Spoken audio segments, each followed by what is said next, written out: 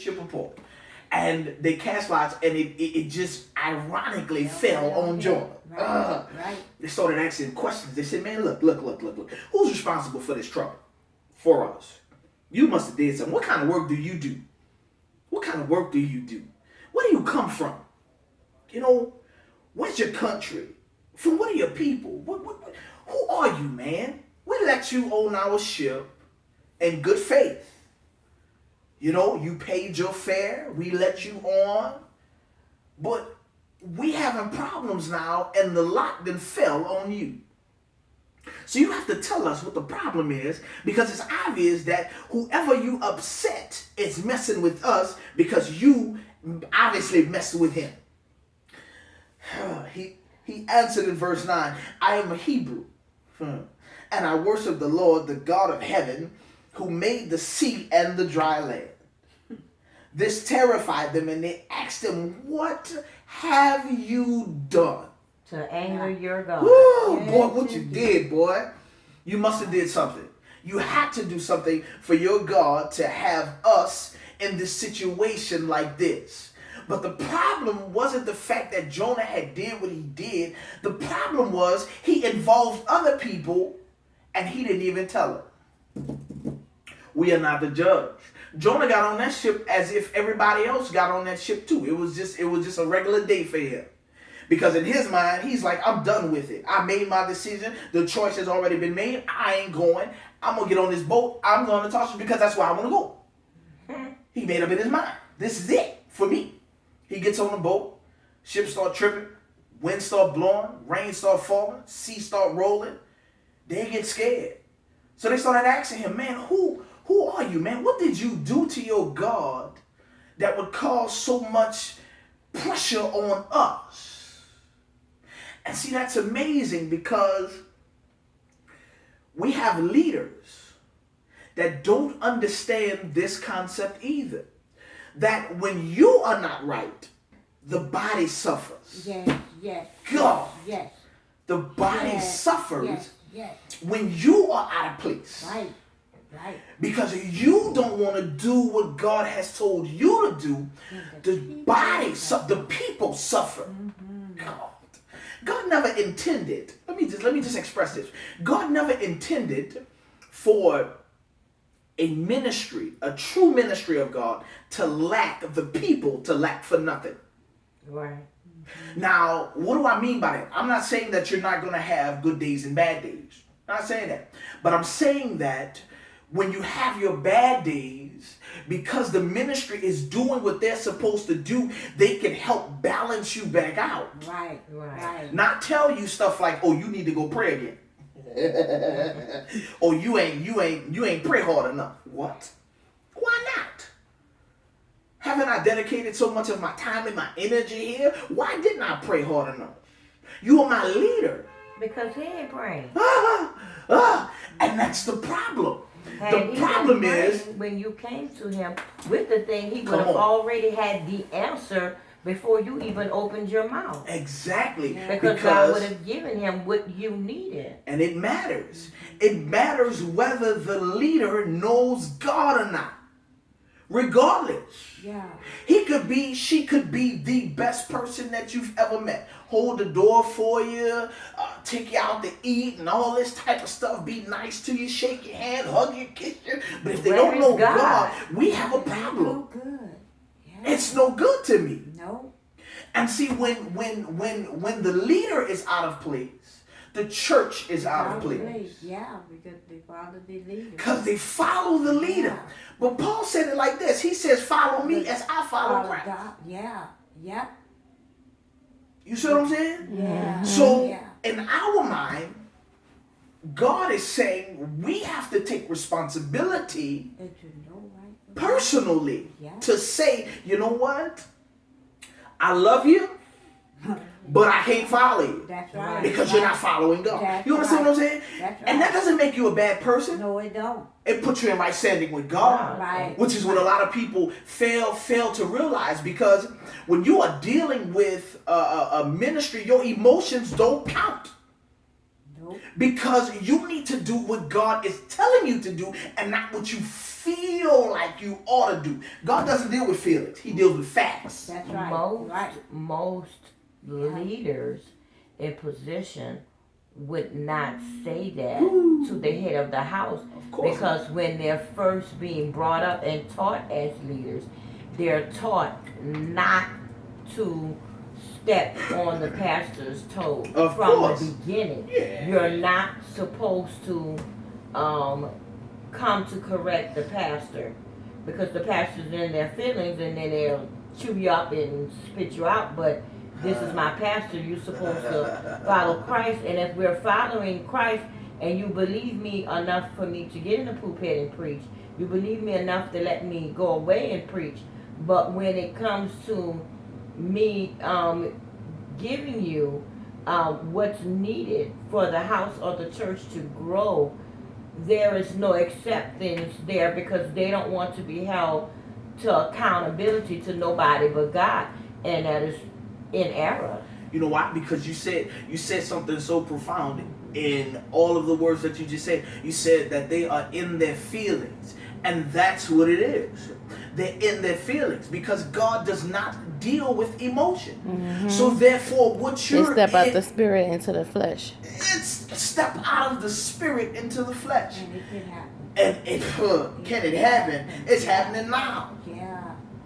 It's happening now, where people feel like I'm gonna make my own choices for my own life, and you are not looking at the fact that what your decisions do to somebody else. Mm-hmm. Just because it's your life, don't make it your life, because your life is valuable to somebody else. Yes, it is. Because if Jonah had been thinking, he would have never got on that boat, because he never would have wanted to include anybody else into his mess.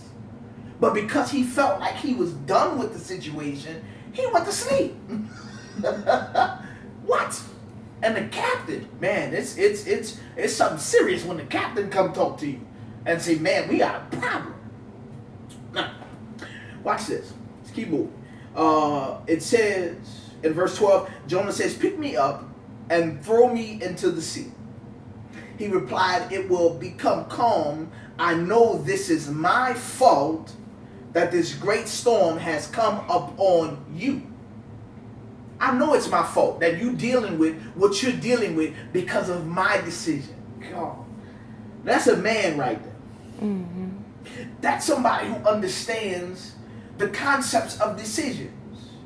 Decision making is a process that whenever you go to God, whatever God tells you to do, you need to do it. Why? Because God knows what's best for me. That song that says, there was a part in the song where the writer begins to sing, and he says, I asked God, why so much pain? Oh, yeah. You know, anchored in the Lord. He said, I asked God, why so much pain? And then his next verse says, but he knows what's best for me. Best for me. Even though my weary eyes, they can't see. So I'm not going to complain because I asked him why, and then I'm pretty sure when God answered him, he said, you know what? Regardless of whatever is going on in my life, he knows what's best for me. Mm-hmm. But watch this. What's best for me is also best for you. Mm-hmm. Oh, God. Which tells me this, that if you have a leader that's separated from the body. What do I mean by separated? I mean that the leader has, let's just call a spade a spade. The leader has more than what the body has. You have a problem. Mm-hmm. And you have a problem because the body is supposed to grow together, not apart. Yeah, that's right. But when you feel like you can make your own decisions, you do stupid stuff like that. You take up on yourself the right and the responsibility to do what you feel like is right without consulting with God. You better ask King Saul about consulting with God and stealing his glory. That's right. Right. You can play around if you want to, but I'm telling you the God-having truth. You are not the judge as much as you would like to be. And this there was an old saying that said, I had my pastor tell me one time, he said, boy, you ain't arrived yet. And I used to always wonder what that meant. I haven't arrived. What does that mean? When he says I haven't arrived, what does that mean? It means that it does not matter how God decides to bless me, I still have to understand that I am still under his leadership. Right. I ain't got there yet. I don't care how many people I have under me, I'm still under God, which puts everybody else under God too. Right. Because the responsibility for the house falls on me. Right. But what happens to a lot of leaders is when their house gets too big, for which I honestly believe this is why God is keeping us small at the moment, because he's teaching us stuff that the mega churches can't get. All I'm gonna say is this: it's important, because when the church becomes too big, the responsibility grows as well. And most leaders feel like this is my house. You know, I had some preachers talk before. This is my house. These are my people. Okay, that's fine. I don't want to be responsible for y'all. I don't want to be responsible for myself. I'm giving everything back to the Lord. Amen. Right. You see what I'm saying? Because we need to grow this thing together, because I am not the judge. God is the judge of us all. I stand in position for God. But at the end of the day, I'm not God. He's God all by himself. Saul tried to take God's glory. God struck him down with some lightning. Bible says the cankerworms came and ate his body in front of the people, because he wanted to be God. But God don't share his glory with nobody. And you know what? You know what? Not only does he not share his glory with anybody, he don't have to share his glory with nobody. God did. Because God is the only one who can do what God can do. Yeah. Who are you to sit in the seat of judgment for somebody else? You know, I had a post that I saw on I took it from somebody else's page. God bless him. Shared it. I liked it, and then I shared it. I reshared it, amen, on my page. And the post was something to this effect. It said, don't judge your pastor too quickly. Consider your pastor dealing with somebody like you on a daily basis. And it made me, when I read it, I thought, because a lot of people want to judge the pastor. A lot of people want to come at the pastor's throat, talk about him or talk about her, and they don't know what they're doing, and blah, blah, blah, blah, blah, blah. But let's just consider that you are the pastor, and the person that's doing all the talking was you. If your pastor had to deal with, or if you had to deal with somebody just like you on a daily basis, could you do it? No. That's why I say pray for your pastor. Yeah. And that's what the post was saying, pray for your Pray pastor. for your pastor, baby. Yeah. Don't He's judge dealing it. with several Pray other for. people just Oh. like you. So if he's God. dealing with, you know, if you have a one you, Oh. but if you have a congregation of people Yeah. like you with different multiple personalities Lord have and mercy. problems, you got a problem. That's Check this right. out. That's But right. we come with a lot of baggage. That's We right. do. We Yeah. come with a lot of baggage. Yeah. Men and women. We come with a lot of baggage. So could you imagine multiplying yourself 200-300 times over and putting all of y'all in one place and saying, preach to us, But help guess us, what? It teach says, us. bring your burdens to the Lord and leave them there.